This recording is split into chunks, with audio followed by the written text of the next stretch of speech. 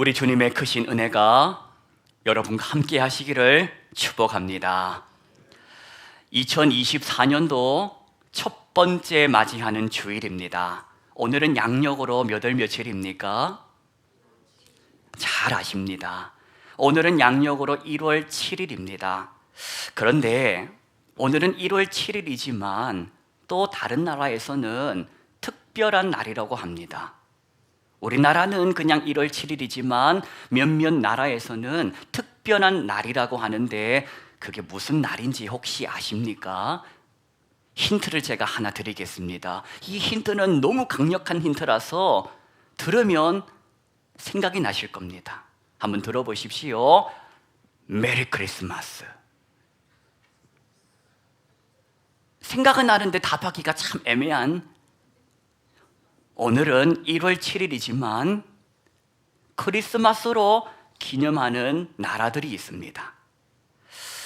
아직도 그런 나라가 있는가 싶겠지만 우리가 쓰는 이 달력, 양력, 이 양력을 그레고리력이라고 하는데 이걸 안 쓰고 옛 달력, 더 오래된 달력, 율리우스력을 고집하면서 사는 나라가 있습니다. 그런 나라가 있는가 싶겠지만 제가 몇몇 나라들을 얘기 드리면 어지간하면 다 알만한 나라들일 겁니다. 들어보셨습니까? 러시아, 그리스, 아실 거 아닙니까? 에티오피아, 루마니아, 불가리아, 세르비아, 다 이런 나라들이 12월 25일을 성탄절로 기념하지 않고 1월 7일 오늘을 성탄절로 기념을 합니다. 왜 그런가 하니 그 나라들은 대개 동방종교회에 종교를 갖고 있는 국민들이 많은데 동방종교회가 이 율리우스력을 아직도 채택하고 거기에 따라서 양력으로 환산하면 13일이 늦은 그 계산법을 따르고 있기 때문입니다. 뉴스를 보니까 이런 뉴스가 있었습니다. 러시아하고 전쟁 중에 있는 나라가 우크라이나인데 올해, 그러니까 이미 작년도 12월 25일 날을 이 우크라이나가 성탄절로 기념하겠다라고 발표를 한 것입니다. 이게 우리 입장에서는 아무것도 아니겠지만 우크라이나가 설립된 1917년 이후부터 지금까지 1월 7일을 성탄절로 지켰는데 지난 작년 12월 25일부터 아니다, 우리도 서방 국가들처럼 그레고리역을 따라서 12월 25일을 지키겠다 한 것입니다. 이것은 러시아하고 이제는 종교적으로, 문화적으로 선을 확 그어버리는 그런 입장이다 하실 수 있습니다. 전쟁이 길어지고 있습니다. 전쟁이 길어지다 보니까 그 나라 전쟁의 이야기가 아니라 그 나라 전쟁의 여파가 우리 밥상머리에까지 올라오곤 실정입니다. 속히 이 전쟁이 끝나기를 기도해 주십시오. 힘으로 눌려버리는 평화가 아니라, 무력으로 고개 들지 마, 이 평화가 아니라 로마의 평화가 아닌 예수 그리스도의 평화가 그 땅에 임하기를 소망합니다. 2024년도를 시작한 성도 여러분, 올해는 작년보다 더 맑게 사시고 더 밝게 사시기를 축복합니다.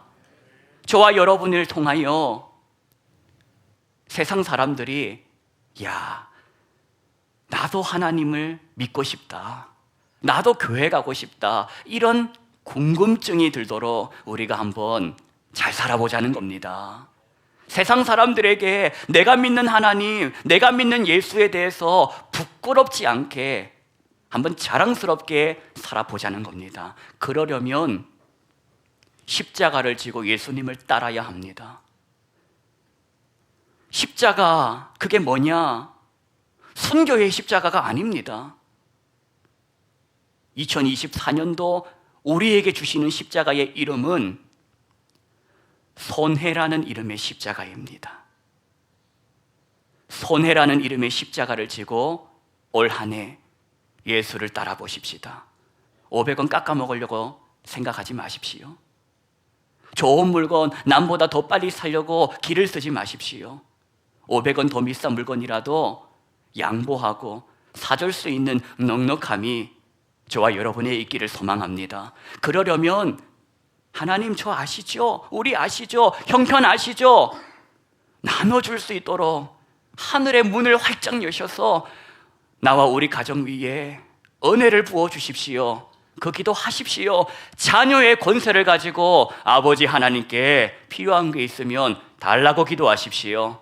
그리고 받거든 자기 주머니만 채우지 말고 나누고 베푸는 삶에 동참해 보십시다. 예수 따라가며 복음 순종하면 우리 행할 길 환하겠네. 주를 의지하고 순종하는 자를 주가 늘 함께 하시리라. 해를 당하거나 고생할 때 주가 위로해 주시겠네. 주를 의지하며 순종하는 자를 주님께서 안위해 주실 줄로 믿습니다. 의지하고 순종하는 길은 예수 밖에 있는 것이 아니요 예수 안에, 주님 안에 즐겁고 복된 길이 있음을 믿습니다. 첫 주일에 허락하신 말씀은 교회력에 따라서 마가복음 1장입니다. 오늘은 교회가 주님께서 세례받으심을 기념하는 주님 수세주일입니다. 그래서 강단을 장식하는 상징물로 세례반에다가 주 예수 그리스도를 상징하는 빛을 담았습니다. 마가복음 1장 주님 세례받으시는 본문을 통하여 주시는 하늘 은혜를 받으시기를 축복합니다. 본문 보십시다. 9절로 11절까지 9절로 11절까지 합독하시겠습니다. 그때에 예수께서 갈릴리 나사렛으로부터 와서 요단강에서 요한에게 세례를 받으시고 곧 물에서 올라오실새 하늘이 갈라짐과 성령이 비둘기같이 자기에게 내리심을 보시더니 하늘로부터 소리가 나기를 너는 내 사랑하는 아들이라 내가 너를 기뻐하노라 하시니라. 아멘. 본문을 보니까 예수님이 뭘 받으셨답니까? 세례를 받으셨답니다. 근데 누구한테 받으셨답니까? 요한에게 받으셨답니다. 마치 거기서 본 사람처럼 대답을 참 잘하셨습니다. 당시에 세례를 베풀었던 이 세례자 요한, 그가 요단 강가에서 사람들에게 세례를 베풀었는데 그때의 장면을 성경은 어떻게 조명하는가? 요한이 사람들에게 죄 사함을 받는 회개의 세례를 베풀었다고 합니다. 그랬더니 온 유대 지방의 사람들과 예루살렘의 사람들이 다 세례 받으려고 그 요단강가에 줄을 섰답니다. 거기서 자기 죄를 자복하고 세례를 받았다고 하는데 그렇게 사람들이 구름같이 몰려든 이유를 혹시 아십니까? 요한이 인물이 좋아서인가? 요단 강가에 물이 좋아서인가? 어떻게 사람들이 구름같이 세례받으려고 왔을까? 이유는 돈이 안 들었기 때문입니다. 돈 한 푼 들지 않았기 때문입니다. 이게 뭔 소린가? 여러분 성경을 보면 죄를 속함받으려면 어떻게 해야 했습니까? 성전에서 제사 드려야지 않았습니까? 성전에서 자기 죄를 덮어 씌울 제물을 준비해서 그렇게 안수하고 그 제물을 잡아 죽여 피를 뿌림으로써 자기 죄를 속함받았습니다. 그런데 여러분 생각해 보십시오. 지금 상황이 어떤 상황입니까? 지금 상황이 이 나라가 말이 아닙니다. 로마의 지배하에 세금으로 뜯어가는 게 찻대고 포대고 남는 게 없습니다. 그 와중에 가난한 사람들 먹고 죽을 계란 하나 사기가 힘듭니다. 당시에 시리아 물가가 로마 시대 때 하루 종일 일해서 번 돈으로 그 한 데나리온으로 날계란 하나 겨우 살 수 있었다고 합니다. 그런 세상의 물가 속에서 죄사함 받겠다고 재물 준비하는 일이 말처럼 쉬웠겠습니까? 지금 그런데 요한이 이 요단강가에서 죄사함의 회개에 이르는 세례를 베푼다고 합니다. 돈 한 푼 없는 사람들, 가난한 사람들, 평생을 죄책감으로 하나님 볼 염치가 없어서 하늘 한번 쳐다보지 못하던 사람들이 자기 죄 이 씻음 받고자 그 요단강가에 줄을 서고 몰려든 것입니다. 바로 그것에 오늘 예수님이 오셨답니다. 세례받으러 오셨답니다. 그런데 요한이 예수님을 딱 알아보고는 내가 오히려 당신에게 세례를 받아야 하는데 당신에게 세례를 어떻게 제가 베풀겠습니까? 했답니다. 그러자 마태복음서를 봤더니 예수님께서 요한에게 이렇게 말씀하셨습니다. 요한아, 내 말대로 하자. 내 말대로 하자. 요한아, 네 뜻대로가 아니라 내 뜻대로 하자. 주님 뜻대로 하자고 하시더라는 겁니다. 그래서 요한은 예수님에게 세례를 베풉니다. 성경을 보니까 예수님께서 물속에 들어가가지고 세례받고 물 위로 나오실 때에 어떤 일이 있었다고 합니까? 하늘이 갈라졌답니다. 제가 가진 성경으로 원어를 봤더니 하늘이 찢어졌답니다. 그리고 성령께서 비둘기같이 내려오셨답니다. 그 다음에 하늘로부터 소리가 들리는데 너는 내 사랑하는 아들이라, 내가 너를 기뻐하노라 하셨답니다. 여러분 생각해 봅시다. 예수님께서 성탄하신 이후에 지금까지 뭘 하셨습니까? 예수님께서 성탄하신 다음에 오늘 세례받기까지 성경에서 뭘 하셨습니까? 십자가 근처에도 안 가신 분입니다. 우리 죄를 위해서 매를 맞지도 않으시고 고난받지도 않으시고 아직 죽지도 부활하지도 않은 상태 아닙니까? 아무것도 한 게 없습니다. 그런데 하나님께서는 내가 너를 기뻐한답니다. 예수님을 향해서 하시는 말씀이 너는 나의 기쁨이다 말씀하시더라는 겁니다. 뭘 하셨다고? 예수님이 뭘 하셨다고? 여러분은 그 이유를 아시겠습니까? 하나님 아버지께서 예수님에게 너는 내 사랑하는 아들, 나의 기쁨 이렇게 말씀하신 이유를 아시겠습니까? 그 이유는 바로 자녀이기 때문입니다. 네가 뭘 해서, 네가 뭘 했기로서니 칭찬받는 게 아니라, 인정받는 게 아니라 너는 내 아들이라는 겁니다. 내가 너를 기뻐하는 이유는 그것으로 충분하다는 것입니다. 여러분, 예수 그리스도를 구주로 믿어 하나님의 자녀가 되셨는데 하나님이 저와 여러분을 기뻐하신답니다. 저와 여러분이 좋으시답니다. 작년 한 해 동안에 남들보다 성실하게 살아서가 아니라, 작년 한 해 동안 남들보다 신실하게 살아서가 아니라 하나님이 저와 여러분을 기뻐하시는 이유는 한 가지라. 저와 여러분이 누구이기에? 자녀이기에. 누구 자녀이기에? 하나님의 자녀이기에. 하나님의 자녀이기에 저와 여러분을 기뻐하시는 줄을 말씀을 의지하여 믿으시기 바랍니다. 그러면 그 기뻐하는 자식을 업고 다녀야 할 것 같은데, 품고 살아야 할 것 같은데 본문을 보니까 그게 아닙니다. 성경을 보니까 하늘 아버지의 사랑과 격려를 받으신 예수님을 어디로 내모셨답니까? 본문을 통해 보십시다. 우리 1장 12절 보십시다. 12절 말씀 합독하십시다. 성령이 곧 예수를 광야로 몰아내신지라. 아멘을 하면 광야로 내몰릴 것 같아가지고 겁이 나서 아멘을 못하겠습니다. 여러분, 예수님께서 광야로 내몰리셨답니다. 누가 내모셨답니까? 성령님이시랍니다. 같은 의미로 하나님께서. 광야 좋아하는 분 계십니까? 광야 좋아하는 사람 없습니다.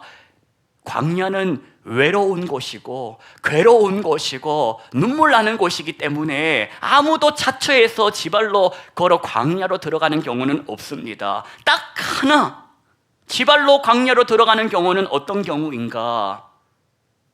죽으러 갈 때, 하나님 나 죽여주십시오. 고단해서 못 살겠습니다. 엘리야가 죽기를 구하여 광야로 들어간 것을 저와 여러분이 알지 않습니까? 광야는 죽으러 가는 곳입니다. 그러니 어지간한 사람이 맨정신으로 지발로 걸어가는 곳이 아닙니다. 그런데 하나님께서 아들 예수를 그 광야로 몰아내셨답니다.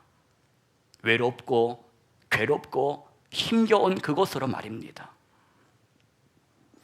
이럴 거면 왜 좀 전에 그러셨답니까? 너는 내 사랑하는 아들이다, 내가 너를 기뻐한다라는 소리는 왜 하셨답니까? 광야로 몰아낼 거면서 왜 그런 소리를 하셨을까? 송구영신 예배 드리고 맞이한 첫 번째 주일입니다. 우리가 송구영신 예배 때 막 박수치고 찬송하고 좋아서 막 기뻐하지 않았습니까? 그런데 살아보니까 어떠셨습니까?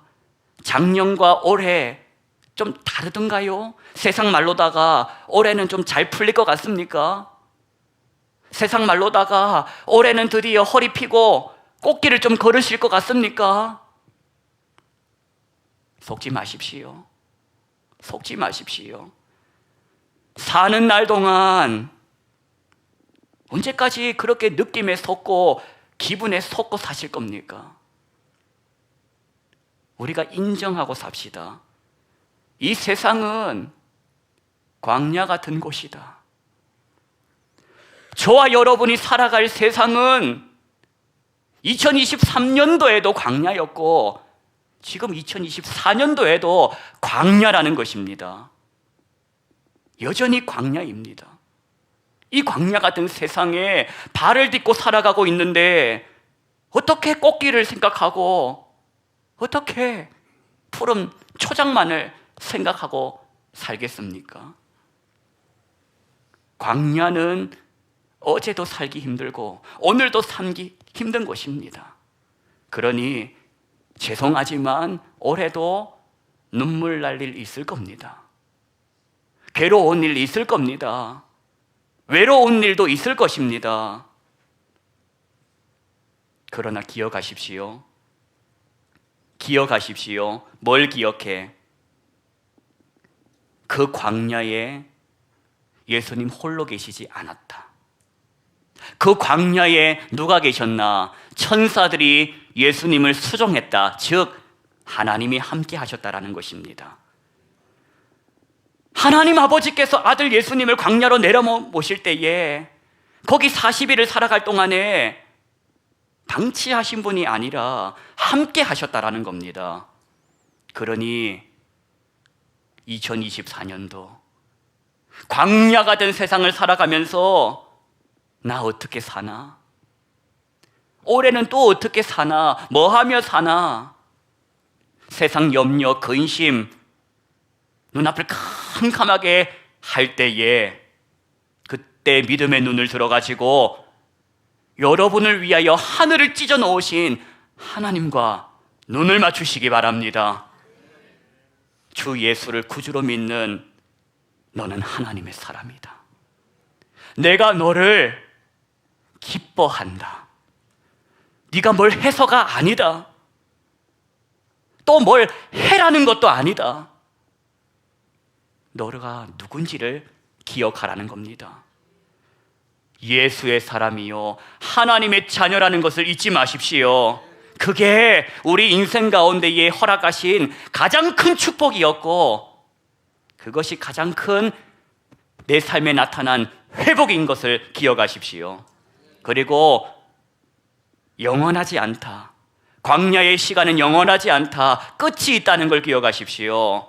광야 40일이 지나면 거기서 나오게 되는 겁니다.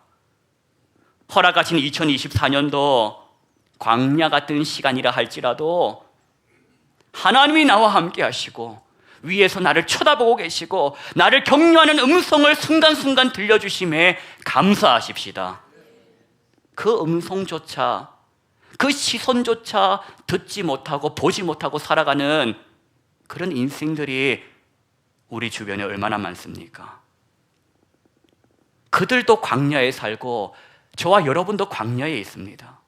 차이점은 나는 하나님의 사람이라 내가 힘들 때 하늘을 보고 울고, 내가 힘들 때 나에게 위로하셔 주시는 하나님의 음성을 들을 수 있는 것이 저와 여러분의 특권 아닙니까?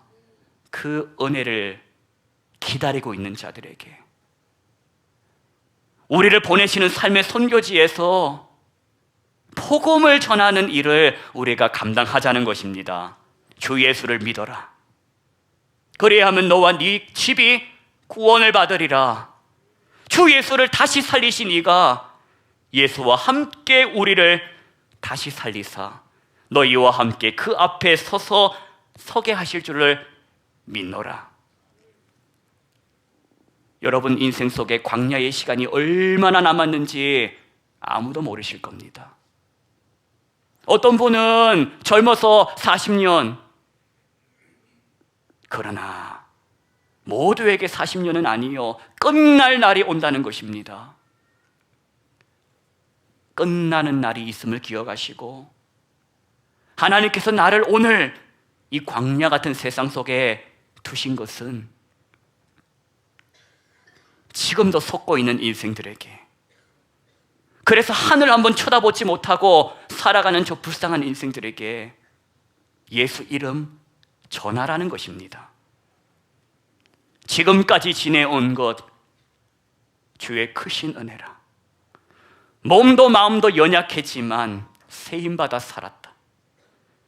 자나 깨나 주의 손이 나를 살펴주셨고 모든 일을 주 안에서 형통하게 하셨다. 하나님의 크신 은혜가 2024년도라는 이름의 그 광야길을 걸어갈 우리 모든 교우분들에게 구름기둥과 불기둥으로 역사해 주시고 또 이른 비와 늦은 비의 은혜로 함께 하시기를 예수님의 이름으로 축원합니다. 기도하십시다. 하나님, 세상에 또 광야랍니다. 2024년도 광야 같은 그 삶 속에서 힘들고 괴롭고 외로운 시간을 살아갈 때에 오늘 들은 말씀을 생각나게 하옵소서. 하늘을 찢으시고 나를 굽어보시는 하나님의 시선이 나에게 있다. 내가 너를 기뻐한다 응원하시는 하나님의 음성이 나에게 있다. 그 말씀을 기억함으로 광야에서 해야 할 일을 주시는 힘으로 잘 감당하는 우리 모든 교우들 되게 하여 주옵소서. 광야 같은 세상 속에서 하늘이 있는 줄도 모르고 땅만 보고 울고 있는 불쌍한 인생들이 많습니다. 그들에게 나에게 나타난 하나님의 은혜, 그 복된 소식을 전할 수 있도록 믿음 주셔서 그들도 허리 펴고 하늘을 바라보고 하나님과 시선을 맞추고 주님의 그 복스러운 음성에 기뻐하는 그런 놀라운 일들을 일으켜 세워 주옵소서. 내일부터 또 삶의 선교지로 나아갑니다. 광야 같은 그곳으로 나아가지만 주님이 우리와 함께 하심이라. 불기둥과 구름기둥으로 함께 하시고 이른 비와 늦은 비로 함께 하심을 믿습니다. 주의 사람들을 응원하여 주옵소서. 예수님의 이름으로 축복하고 기도하옵나이다. 아멘.